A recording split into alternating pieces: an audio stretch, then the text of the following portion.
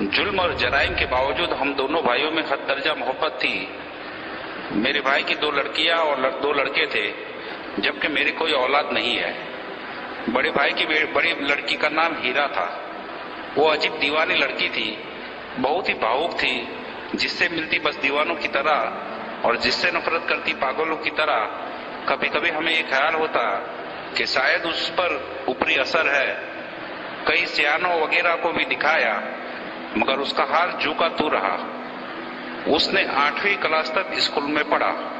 बड़ी हो गई, उसको घर के काम में लगा दिया, मगर उसको आगे पढ़ने का बहुत शौक था और उसने घर वालों की मर्जी के बगैर हाई स्कूल का फॉर्म भर दिया और 8 दिन तक खेतों में मजदूरी की ताकि फीस भर सके और किताबें मंगवा सके। जब किताबें उसकी खुद समझ में नहीं आई तो बराबर में एक ब्राह्मण के घर उसकी एक लड़की से पढ़ने जाने लगी।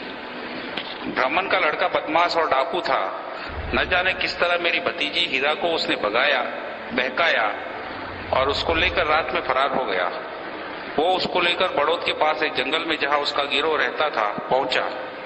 वो उसके साथ चली तो गई, मगर वहां जाकर